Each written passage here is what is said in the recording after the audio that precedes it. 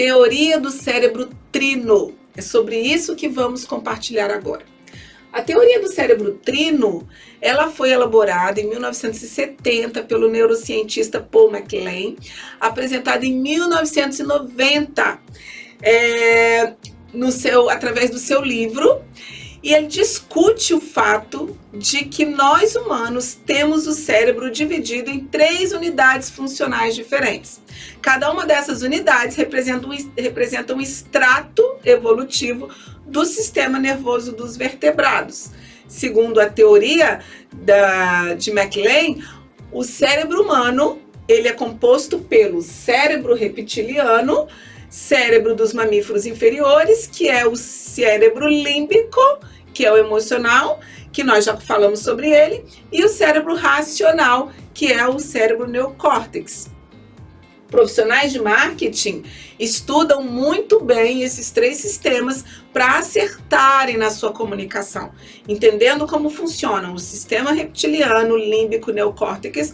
Os profissionais de marketing criam abordagens diferentes de acordo com o produto ou serviço oferecido, influenciando diversas áreas do cérebro em busca da máxima eficiência de suas ofertas, aumentando a percepção de valor, criando sensações positivas ou utilizando técnicas de persuasão mais eficazes. Porque nós sabemos que nós, seres emocionais, 90% das nossas ações nós fazemos de forma inconsciente e, como seres emocionais, nós compramos, nós adquirimos pelas nossas emoções. Então, os profissionais de marketing ficam especialistas em nos trazer informações para que o nosso cérebro límbico responda rápido e diga sim àquelas ofertas. E continuando essa teoria do cérebro trino, que é do cérebro reptiliano, ou cérebro basal, ou ainda como chamado MacLean, que é o autor dessa teoria, R. Complex, é capaz de promover reflexos simples, o que ocorre com répteis, por isso ele deu esse nome, por isso que ele chamou de cérebro reptiliano, porque de acordo com o conceito dele, são esses reflexos simples que acontecem. Então, conhecido como cérebro instintivo, tem como a característica a sobrevivência, responsável pelas sensações primárias, como a fome, a sede, entre outras sensações. Então, para os estudiosos, o comportamento do ser humano desse planeta, ele se origina em zonas profundamente soterradas no cérebro. Uma delas, e a mais antiga, seria o cérebro reptiliano, que controla o lado mais animal dos homens e das mulheres, ocupando-se de garantir o instinto da autopreservação a qualquer custo, agressão, reprodução, e nos instiga a agir e sermos reativos para fugir ou lutar, buscando a manutenção de vontades primárias do corpo animal, como fome, sexo, sede, entre outros. Teoria do cérebro trino, agora falando sobre o cérebro racional. O cérebro racional também é conhecido como neocórtex e é composto pelo córtex telencefálico. O cérebro racional é o que diferencia os homens dos demais animais. Segundo Paul MacLean, segundo seu conceito, é apenas pela presença do neocórtex que o homem consegue desenvolver o pensamento abstrato e tem capacidade de gerar invenções. E, por sua vez, ele é dividido em lobos, sendo esses frontal, parietal, temporal, occipital e insular. O frontal é o mais derivado dos lobos cerebrais, responsável pelas funções executivas. O parietal é responsável pelas funções gerais. O temporal é responsável pela audição e pelo olfato. O occipital, responsável pela visão. E o insular, responsável pelo paladar e gustação. Sabemos, todos os seres humanos possuem aquilo que os antropólogos, sociólogos e estudiosos da psicologia cognitiva chamam de cérebro reptiliano, localizado no topo da espinha dorsal. O sentimento dominante do cérebro reptiliano se chama medo. Medo de tudo e de todos. Esse é um pânico existencial. Imagine o estresse que isso causa. Para o cérebro reptiliano, o contínuo espaço e tempo não existe, só existe o agora. Portanto, qualquer trauma trazido à memória provoca a mesma reação da primeira vez. É assim que funciona. Pensa, por exemplo, nas pessoas que têm sensação de pânico. A síndrome do pânico, e eu sei muito bem o que é isso, porque quem me conhece sabe da minha história e sabe o quanto eu já sofri com síndrome do pânico. Cérebro reptiliano em ação, de acordo com essa teoria, ok? O cérebro reptiliano, ele é responsável pela autopreservação e agressão, essa é a sua função principal. Já está visto o quanto ele é responsável pela situação da pessoa na vida, seu dinheiro, saúde, relacionamento, tudo. O comportamento humano está na função direta do cérebro reptiliano. Ele explica o porquê da grande autossabotagem que os seres humanos fazem. O cérebro reptiliano adora controlar tudo que for possível. Somente o controle absoluto interessa e é perseguido a todo custo. Isso é uma coisa compulsiva e infinita. O medo é inerente ao cérebro reptiliano. Ele teme o tempo todo. Procura segurança absoluta o tempo todo. Imagina um alarme de carro que nunca se desliga. Nem quando você está dirigindo o carro. Exatamente. Nesse nível. Todas as funções orgânicas automáticas são controladas pelo cérebro reptiliano. Nós não precisamos pensar para respirar, para digerir comida, para nada disso. Você respira, você come, você não fica pensando, agora eu vou respirar. Agora, não. Pense no poder que o cérebro reptiliano tem para moldar as suas emoções, seus sentimentos, seus comportamentos. O cérebro reptiliano não aprende com os próprios erros. Isso é função do neocórtex. Portanto, os mesmos erros são cometidos vezes e vezes sem conta. A autossabotagem acontece uma vez após a outra. Sempre na mesma situação, seja um cargo, seja um salário, seja uma situação de melhoria na vida, enfim, são várias situações. E é por isso que a programação do cérebro reptiliano é feita na infância com total eficiência. Isso tem a ver com crenças? Tem. Tudo a ver com as crenças. Tudo que a criança experienciar será gravado a ferro e fogo, como um aprendizado. E esse comportamento, ele será repetido por toda a vida, exceto se for apagado ou reprogramado. Aí está a teoria do cérebro reptiliano. A área frontal não faz parte do circuito límbico tradicional, mas suas intensas conexões com o tálamo, amígdala e outras regiões subcorticais explicam o importante papel que desempenha na expressão dos estados afetivos.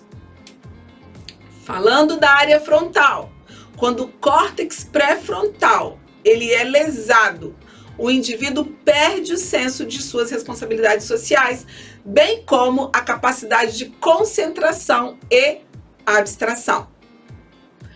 Neocórtex, córtex cerebral, novo neocórtex ou córtex, mais recentemente são suas designações que foram dadas, a todas as áreas mais evoluídas do córtex cerebral, e nesse processo evolutivo do cérebro está a parte que mais recente sofreu transformações. Nos humanos, 76% do volume do cérebro é ocupado por essa estrutura. O neocórtex feminino contém aproximadamente 19 bilhões de neurônios, enquanto o masculino contém 23 bilhões de neurônios.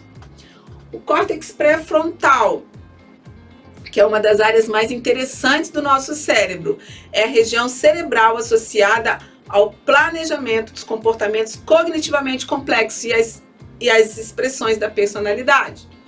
O córtex pré-frontal, ele fica na parte da frente da cabeça e é responsável por quais funções propriamente dito?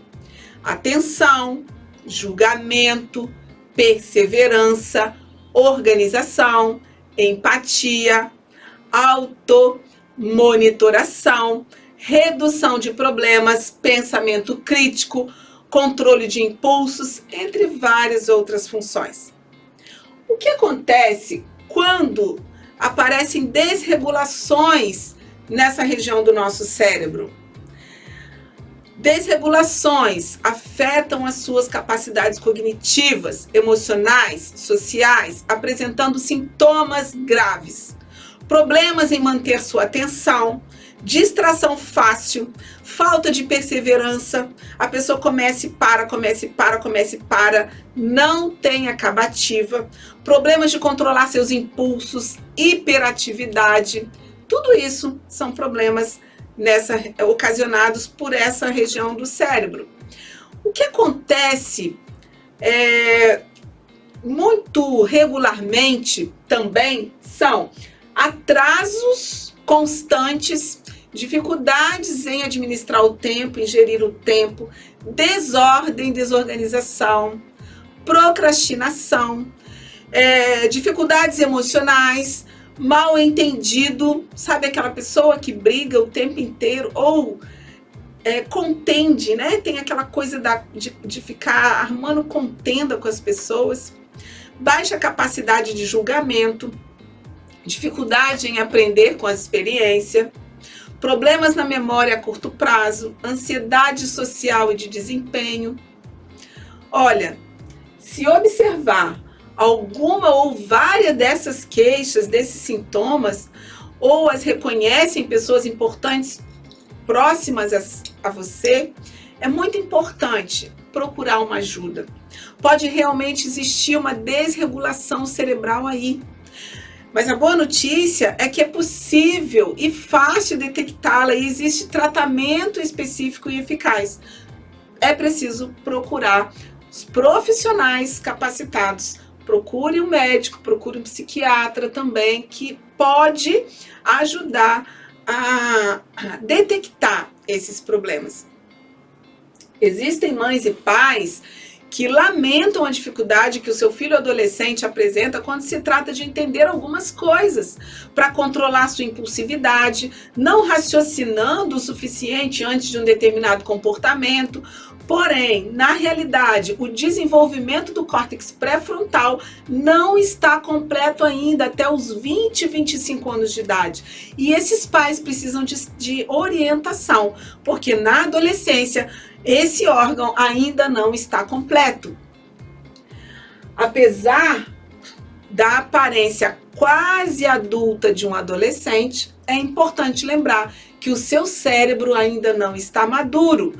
E o importante é ter clareza de que o cérebro humano vai amadurecendo da nuca para a testa e, portanto, o córtex pré-frontal é a última área a se completar para desenvolver as atividades mais sofisticadas e valiosas da nossa espécie. Isso não significa que crianças e adolescentes não sejam capazes de tomar decisões corretas até atingir os seus 20 anos. Não é isso que eu estou trazendo aqui. Eles tomam as suas decisões e muitas vezes fazem essas decisões de forma correta, sim. Porém, nós precisamos ter em mente que o desenvolvimento dessas habilidades mais complexas está sendo estabelecido ano após ano e que com os maiores estímulos, desafios, apoio e oportunidade, a evolução dessas capacidades cognitivas, essa evolução será otimizada, ok? Atenção para a importância de dormir de forma adequada. Noites mal dormidas também atrapalham o córtex pré-frontal. Essa área do cérebro responsável pelas decisões passa a enfatizar o desejo e a satisfação e desconsiderar as consequências e responsabilidades de uma ação. Em adolescentes, isso pode levar a comportamento de risco, como abuso de substâncias ilícitas e ilícitas, sexo em proteção e agressividade. Então, é muito importante atentar para essa região do nosso cérebro. Aparentemente, o córtex pré-frontal é uma única região, mas é composto por subdivisões, cada uma com suas próprias atribuições. O córtex orbitofrontal, por exemplo, é um setor ativado sempre que sentimos determinada emoção. A maioria dos estudos que utilizam ressonância magnética funcional detecta a atividade da região que, segundo os pesquisadores, participa da modulação da emoção. Em estudos sobre a fobia social, é comum encontrarmos uma ativação menor no local em relação a grupos de sujeitos sem o transtorno nos pacientes. Em palavras simples, isso explicaria a estrutura neural do pouco controle do medo que sujeitos fóbicos possuem quando se defrontam com o que temem. Por exemplo, falar em público, no caso de uma fobia social, aranhas, no caso de fobias específicas, e assim por diante. Por outro lado, é curioso que estudos sobre meditação encontrem um número maior de conexões entre o córtex orbitofrontal e regiões como a amígdala, fortemente ligadas às emoções, principalmente o medo. Não é novidade que praticantes de meditação demonstrem entendimento e controle sobre suas emoções, que são pouco comuns nos que não praticam. Estudos sobre o cérebro revelam como a estrutura do sistema nervoso permite que esses dados fenomênicos ocorram. Como existem maiores conexões entre a região frontal e a amígdala, há a possibilidade de exercer maior controle sobre a ativação das regiões límbicas responsáveis pelas emoções. O cérebro tem 2 hemisférios, o que significa que as regiões cerebrais são sempre divididas em 2, uma esquerda e uma direita, e consequências diferentes surgem da atividade de cada uma. Estudos mostram que pacientes com danos no lado esquerdo do córtex têm mais incidências de depressão. Isso ocorre porque a região é uma das partes da circuitaria neural envolvida nas experiências de emoções positivas. Assim, danificando-a, grandes dificuldades aparecem no surgimento desse tipo de experiência. Isso não significa que a depressão seja, pelo menos não em todos os casos, causada pelos danos ao córtex pré-frontal esquerdo. Na maioria dos casos, a relação com o ambiente é disparador das relações caracterizadas pelo transtorno. O lado direito tem a ver com afeto negativo, com emoções de aversão e de medo. Estudos que elucidam essas emoções nos participantes concluem que há uma maior ativação dessas áreas, além do córtex temporal anterior, para citar somente regiões corticais. Quando antecipamos futuros desfechos positivos ou negativos para os eventos, como uma palestra que será dada no dia seguinte, contamos com a ativação do córtex ventromedial. Indivíduos que sofrem de fobia social, por exemplo, possuem com frequência maior ativação nessa área devido ao fato de estarem sempre tensos, com a expectativa de que sempre vai dar algo errado. A região com funcionamento mais exagerado é o direito relacionado ao afeto negativo. Esses indivíduos ficam prevendo futuras consequências de situações sociais, estão sempre pensando que alguma coisa vai dar errado. Nós vemos então que o julgamento que fazemos sobre o que nos cerca, até a valência positiva ou negativa de nossos afetos, depende fortemente do córtex pré-frontal. E por aqui eu encerro esse videoaula falando sobre essa parte da estrutura do seu cérebro, e agora me acompanhe no próximo videoaula, onde continuamos com esse assunto neurociência. Tchau, tchau!